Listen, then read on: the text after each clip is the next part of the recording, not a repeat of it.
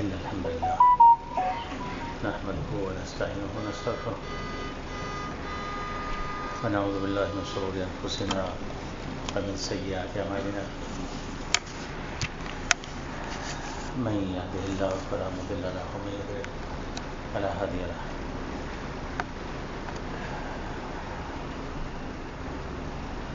وأشهد أن لا إله إلا الله وحده لا شريك له وأشهد أن محمدا عبده ورسوله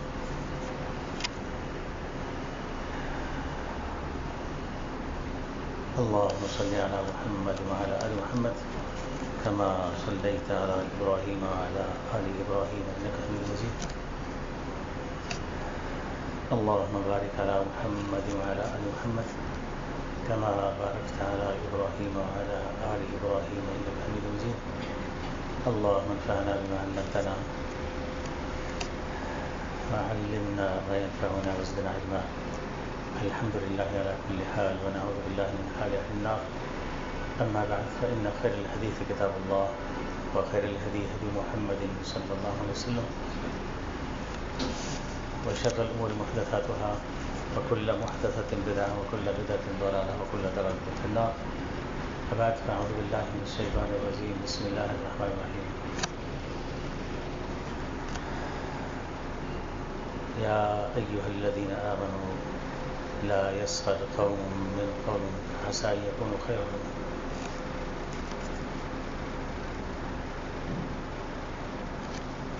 انسان کی زندگی میں اخلاق و آداب کی کیا اہمیت ہے؟ یقیناً ہر باشعور انسان اس سے خوب آگاہ ہے، کیونکہ وہ انسان کی اجتماعی اور معاشرتی زندگی کے لیے اساس اور بنیاد کی حیثیت رکھتے ہیں۔ جس قدر کوئی قوم اخلاق و اقدار کی پاسداری کرتی ہے، اسی قدر وہ معاشرے میں عزت اور شرف پاتی ہے، ممتاز اور نمایاں ہوتی ہے اور اقوام عالم میں بلند مرتبے پر فائز ہوتی ہے۔ اور جس قدر کوئی قوم اخلاق و آداب کو نظر انداز کرتی ہے، اس سے بے نیاز ہوتی ہے، اسی قدر وہ دنیا کی نظروں میں کمتر، گنوار اور بد تہذیب سمجھی جاتی ہے۔ اخلاق سے مراد عادات و اطوار اور اوصاف و خصائل ہیں،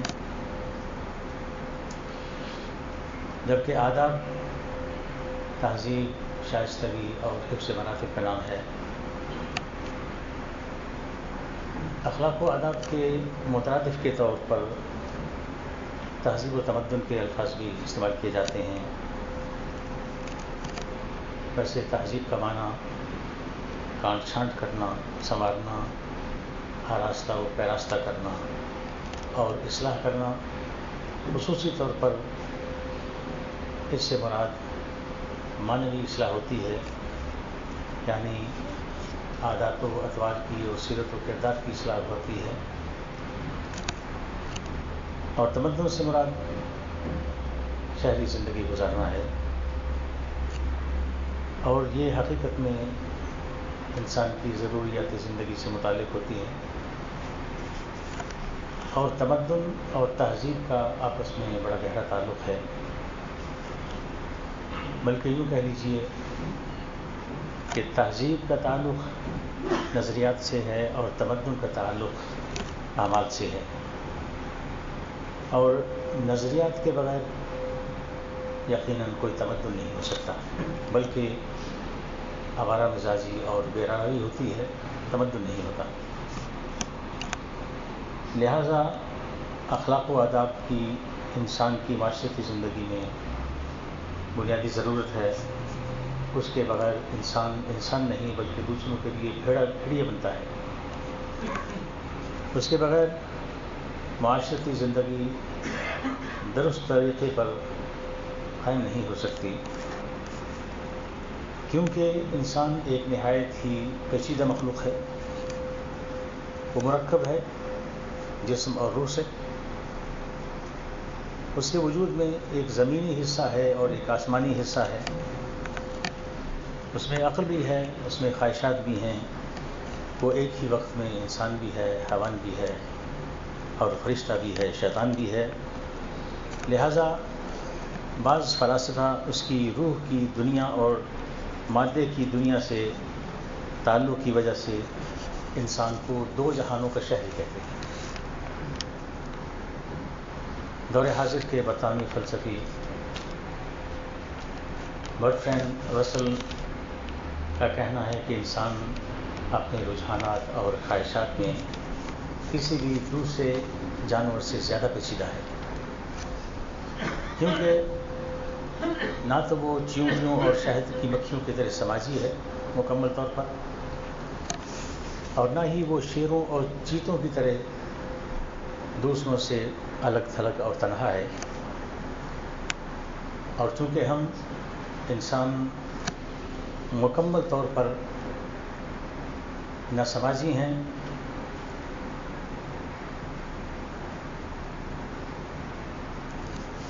لہٰذا ہمیں اخلاق کی ضرورت ہے اور اخلاقی اصول و قواعد کی ضرورت ہے جو ہمیں ہمارے طرز عمل پر پابند کر سکیں، برخلاف شہد کی مکھی کے کہ وہ مکمل طور پر سوشل ہے، وہ اپنے طرز عمل کے لیے کسی اخلاقی پابندی کی، قانون کی پابند نہیں ہے، جو اس کی اجتماعی مصلحت کا تقاضا ہوتا ہے وہ اس کے مطابق کرتی چلی جاتی ہے۔ اخلاق کا متبادل مادی ترقی ہرگز نہیں ہو سکتا۔ اخلاق و آداب انسان کی بنیادی ضرورت ہیں اور اس کے فقدان سے فرد اور معاشرے پر منفی اثرات مرتب ہوتے ہیں، جبکہ مادی ترقی کے ذریعے انسان کو سہولتیں حاصل ہوتی ہیں، اور اگر مادی ترقی نہ ہو تو کچھ سہولتیں کم ہو جائیں گی، مگر معاشرے پر اس کے فقدان کی وجہ سے اس طرح کے اثرات مرتب نہیں ہوں گے جو اخلاق کے فقدان کی وجہ سے ہوتے ہیں۔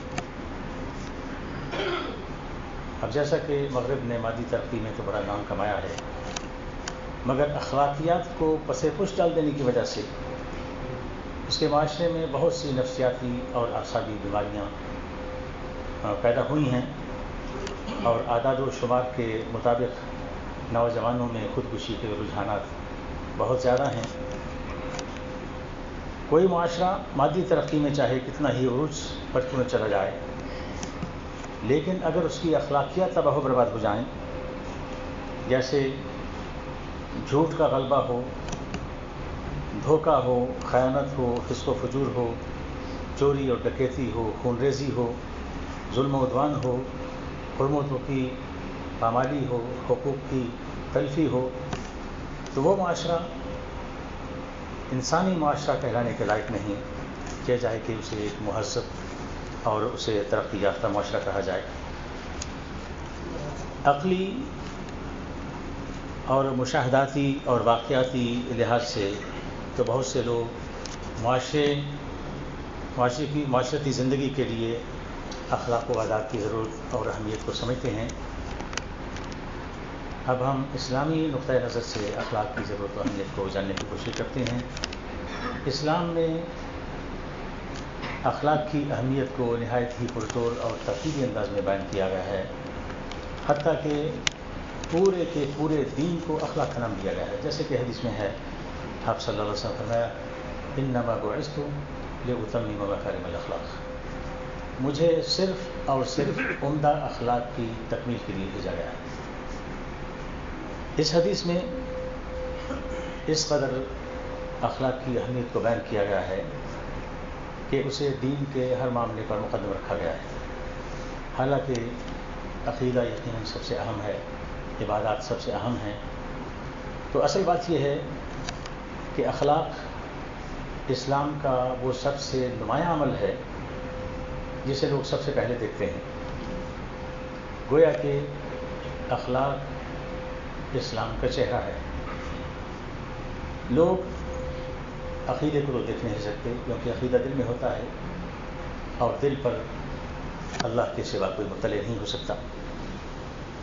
کوئی انسان یہ نہیں دیکھ سکتا کہ اس کے دل میں عقیدہ ہے یا نہیں.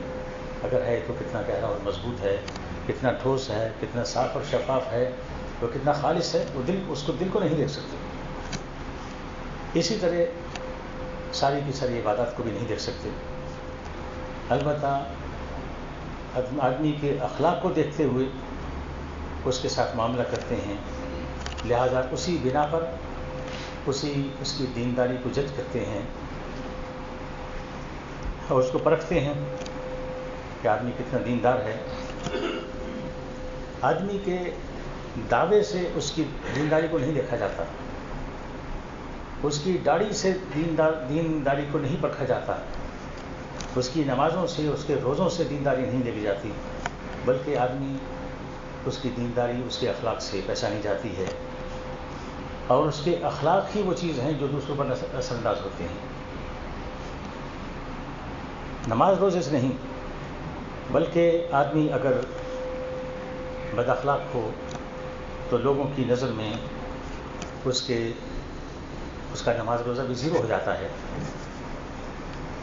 جیسا کہ اگر آپ کسی کے نماز روزے کا ذکر کریں کہ فلاں آدمی بڑا تہجد گزار ہے, بڑے روزے رکھتا ہے, بڑا سخی ہے, اور آخر میں ہلکا سے اتنا کہتے ہیں لیکن ہے بڑا بد اخلاق, تو اس کی تمام خوبیوں پر پانی پھر جائے گا, زیرو ہو جائیں گی. اور اللہ تعالیٰ کے ہاں بھی کچھ ایسا ہی معاملہ ہے, جیسا کہ وہ مشہور حدیث ہے جس میں حضرت ابو ہریرہ رضی اللہ عنہ بیان کرتے ہیں کہ قیل للنبی صلی اللہ علیہ وسلم یا رسول اللہ ان فلانة تقوم الليل وتصوم النهار وتفعل وتصدق وتؤذي جيرانها بلسانها. لوگوں نے عرض کیا اللہ کے رسول صلی اللہ علیہ وسلم, فلاں عورت ہے, وہ بڑی نمازی پرہیزگار ہے, صدقہ خیرات کرتی ہے, روزے رکھتی ہے, لیکن ساتھ یہ ہے کہ اپنے پڑوسیوں کو اپنی زبان سے اذیت دیتی ہے, تکلیف دیتی ہے. فقال رسول اللہ صلی اللہ علیہ وسلم لا خیر فیہا, تو آپ صلی اللہ علیہ وسلم نے فرمایا کہ اس میں کوئی خیر نہیں ہے. اور پھر فرمایا ہی من اہل النار, فرمایا وہ تو جہنمی ہے. قالوا وفلانة تصلی المکتوبۃ, مگر وہ ایک عورت, لوگوں نے پھر عرض کیا کہ ایک عورت ایسی ہے کہ جو صرف فرض نمازیں پڑھتی ہے, یعنی بہت تہجد نہیں پڑھتی, روزے نہیں رکھتی, بہت نیک کام نہیں کرتی, صرف فرض نمازیں پڑھتی ہے. وہ تصدق بأثواب, البتہ پنیر کے چند ایک ٹکڑے وہ کبھی صدقہ کر دیتی ہے. ولا تؤذی احدا, لیکن ایک خوبی اس میں ہے کہ کسی کو تکلیف نہیں دیتی, اذیت نہیں دیتی, یعنی زبان سے کچھ نہیں کہتی. فقال رسول اللہ صلی اللہ علیہ وسلم ہی من اہل الجنہ, فرمایا وہ جنتی ہے. اندازہ کیا آپ نے اس حدیث میں کس طرح واضح طور پر اخلاق کی اہمیت کو بیان کیا گیا ہے, حتیٰ کہ کثرت سے نفلی عبادات ادا کرنے والی مگر زبان سے لوگوں کو اذیت دینے والی عورت کو جہنم میں قرار دیا گیا ہے. بالخصوص پڑوسیوں کو, کیونکہ پڑوسیوں کے بہت حقوق ہیں. پڑوسیوں کو اذیت پہنچانا اسلام میں ایک بہت بڑا جرم سمجھا جاتا ہے. جیسا کہ حدیث میں ہے کہ آپ صلی اللہ علیہ وسلم نے 3 بار قسم کھائی, فرمایا واللہ لا یؤمن, واللہ لا یؤمن, واللہ لا یؤمن, اللہ کی قسم وہ مومن نہیں ہو سکتا, اللہ کی قسم وہ مومن نہیں ہو سکتا, اللہ کی قسم وہ مومن نہیں ہو سکتا. پھر من یا رسول اللہ, صحابہ نے عرض کیا اللہ کے رسول کون ہے وہ شخص؟ قال الذی لا یأمن جارہ بوائقہ, فرمایا کہ جس کی اذیت سے اس کا پڑوسی محفوظ نہ ہو. یعنی اس کے ایمان کی نفی کی نبی صلی اللہ علیہ وسلم نے 3 بار قسم کھا کر. تو پڑوسیوں کے حقوق کی اس قدر اسلام تاکید کرتا ہے. پڑوسی نہ بھی ہو, ویسے بھی زبان سے کسی کو اذیت دینا, جیسے کہ آپ نے پہلے حدیث میں سنا کہ تمام تر نیکیوں کے باوجود ایسے شخص کو جہنم میں قرار دیا گیا ہے. دنیا میں معاشرتی زندگی گزارنے کے لیے انسان کو اخلاق کی ضرورت ہوتی ہے اور اس کے مثبت اثرات مرتب ہوتے ہیں. اور صرف دنیا میں نہیں بلکہ حسن اخلاق کے آخرت میں بھی مثبت اثرات یا منفی اثرات بد اخلاقی کے مرتب ہوتے ہیں. جیسے کہ مشہور حدیث ہے، آپ صلی اللہ علیہ وسلم فرمایا ان من احبکم الی واقربکم من مجلسا یوم القیامہ احاسنکم اخلاقا، کہ مجھے تم میں سے سب سے زیادہ محبوب اور پسندیدہ اور قیامت کے دن روز مجلس کے لحاظ سے میرے سب سے قریب وہ لوگ ہوں گے جو تم میں سے اخلاق کے لحاظ سے سب سے اچھے ہیں. یعنی دنیا میں مجھے وہ سب سے زیادہ محبوب ہیں اور قیامت کے دن میری مجلس میں سب سے قریب وہ مجھ سے بیٹھے ہوں گے. وَإِنَّ أَبْغَضَكُمْ إِلَيَّ أَبْعَدَكُم مِّنِّي مَجْلِسًا يَوْمَ الْقِيَامَةِ الثَّرْثَارُونَ وَالْمُتَشَدِّقُونَ وَالْمُتَفَيْهِقُونَ، اور تم میں سے سب سے مجھے میرے نزدیک قابل نفرت وہ لوگ ہیں اور قیامت کے دن سب سے دور میری مجلس میں وہ ہوں گے جو فضول کوئی کرنے والے ہیں، بک بک کرنے والے ہیں اور باتیں کھول کھول کر بات کرنے والے ہیں. یعنی بات کرتے چلے جاتے ہیں بلا احتیاط، بلا سوچے سمجھے، جو منہ میں آیا نکالتے چلے جاتے ہیں. والمتفحقون، اور متفحقون بھی. صحابہ نے کرام نے عرض کیا قالوا قد علمنا الثرثارون والمتشدقون، کہ ہمیں الثرثارون کا معنی بھی معلوم ہے، متشدقون کا معنی بھی معلوم ہے، فما المتفحقون، مگر یہ متفحقون کا کیا ہے، اس کا کیا مطلب ہے؟ قال المتکبرون، فرمایا تکبر کرنے والے. اب نبی کریم صلی اللہ علیہ وسلم سے محبت کا دعویٰ تو ہر مسلمان کرتا ہے، مگر جاننے کی بات یہ ہے کہ خود رسول کریم صلی اللہ علیہ وسلم کس سے محبت کرتے ہیں اور کس سے نفرت کرتے ہیں. وہ کون خوش نصیب ہوگا جسے قیامت کے دن آپ صلی اللہ علیہ وسلم کی مجلس میں سب سے قریب جگہ ملے گی، اور وہ کون بد نصیب ہے جسے آپ صلی اللہ علیہ وسلم کی مجلس میں قریب نہیں آنے دیا جائے. تو یہ اسلام میں اخلاق کی اہمیت کا معاملہ ہے. اسی طرح اخلاق کی اہمیت اسلام کی روشنی میں یہ بھی ہے کہ اگر کوئی شخص بہت زیادہ نفلی عبادات نہیں بجا سکتا تو وہ اپنے حسن اخلاق کے ذریعے روزے دار اور تہجد گزار کے مقام اور مرتبے کو پہنچ سکتا ہے. جیسے کہ حدیث میں ہے، آپ صلی اللہ علیہ وسلم میں ان المؤمن لا يدرك بحسن خلقه درجة الصائم القائم، کہ مومن اپنے حسن اخلاق کے ذریعے روزے دار اور تہجد گزار کے مقام مرتبے کو پہنچ سکتا ہے. اور میں سمجھتا ہوں یہ شاید اس لیے ہے کہ آپ کو معلوم ہے کہ روزہ رکھنا اور تہجد پڑھنا یہ تو بہت مشکل کام ہے انسان کی زندگی میں، اور چونکہ ان کا درجہ بہت بڑا ہے، اسی طرح اخلاق رکھنا یہ بھی بڑا مشکل کام ہے. اچھے اخلاق رکھنا بہت مشکل کام ہے، کیونکہ اچھے اخلاق کا پتہ نارمل حالت نہیں لگتا، بلکہ مسئلہ یہ نہیں کہ آدمی کسی سے مسکرات کر بات کر لے یا اچھے اور نرم الفاظ میں بات کر لے. یہ اخلاق نہیں، یہ بھی اخلاق ہیں، مگر یہ وہ اخلاق نہیں ہیں کہ جس کی وجہ سے بہت بڑا درجہ انسان کو ملتا ہے. بلکہ حسن اخلاق کا پتہ اصل میں اس وقت چلتا ہے جب آپ کا مد مقابل آپ سے بدتمیزی کرے، اور آپ جانتے ہیں کہ اس وقت اپنے آپ پر قابو رکھنا بڑا مشکل ہو جاتا ہے. وہی موقع ہوتا ہے اخلاق دکھانے کا، مگر اسی موقع پر اکثر عموماً لوگ فیل ہو جاتے ہیں. بلکہ آپ نے سنا ہوگا جواباً لوگ کہتے ہیں کہ تو مجھے جانتا نہیں ہے. اور کچھ لوگ تو ایسا بھی سنا ہے، آپ نے بھی ضرور سنا ہوگا، کہ اپنے آپ کو گالی دیتے ہوئے کہتے ہیں کہ میں ایسا ہوں اور میں ویسا ہوں، میں تمہیں یہ کر دوں گا. تو انسان اخلاق، حسن اچھے اخلاق رکھنا یہ بہت مشکل کام ہے. روزے رکھنا، تہجد پڑھنا بہت مشکل کام ہے، مگر اخلاق رکھنا بھی اچھے رکھنا بہت مشکل کام ہے.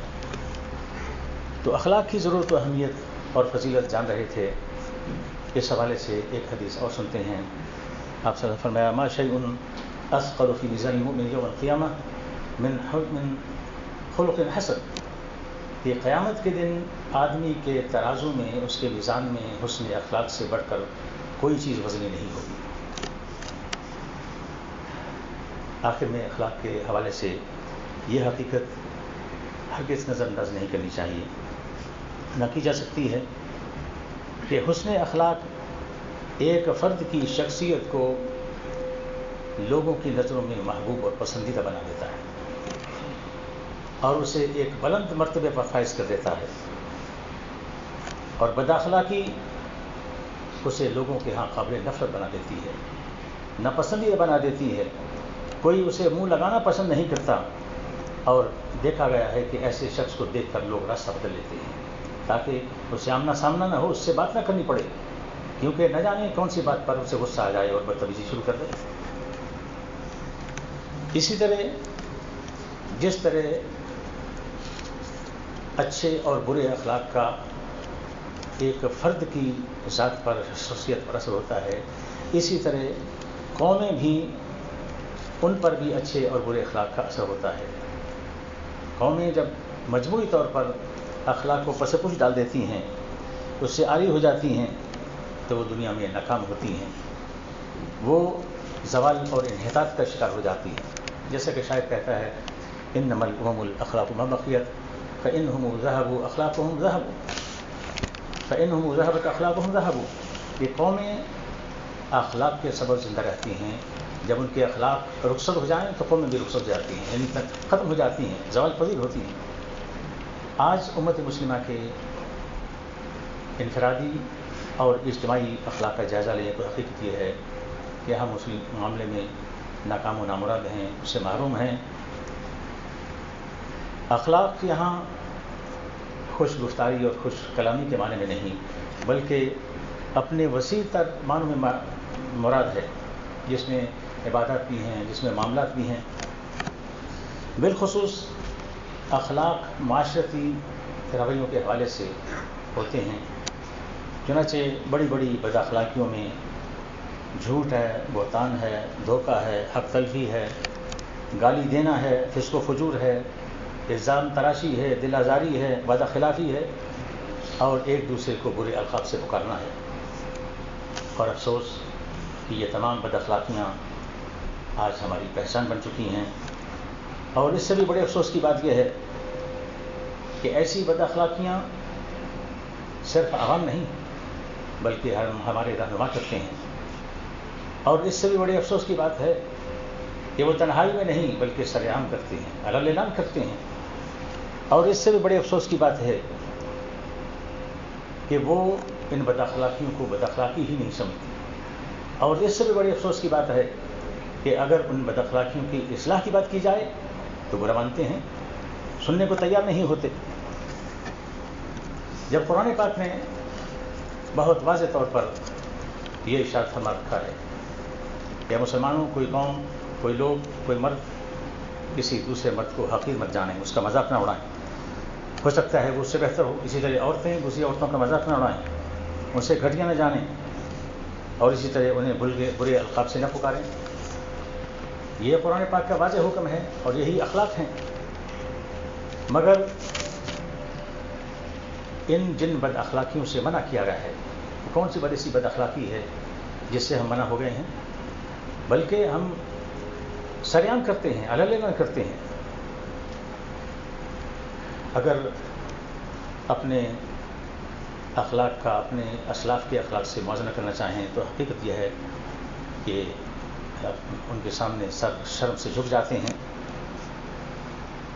جب مسلمان طارق بن زیاد کی قیادت میں اندلس کو فتح کرتے ہوئے شہر میں داخل ہوئے تو مسلمانوں کے اخلاق کا ہر سو چرچا ہونے لگا. وہ لوگ بڑے حیران اور پریشان ہوئے. چنانچہ ان کی فوج کا جو ایک جنرل اپنی قیادت کو خط لکھتے ہوئے کہتا ہے کہ ہماری زمین پر کچھ ایسے لوگ اتر آئے ہیں، نہ جانے وہ آسمان سے اتر آئے ہیں، یمن سے اگے ہیں یا زمین سے اگے ہیں. یعنی ایسے اخلاق کے عالی، اخلاق کے مالک تھے. اور اس کے علاوہ تاریخ اسلامی بھری پڑی ہے ہمارے اسلاف کے اچھے اخلاق کی قصوں سے.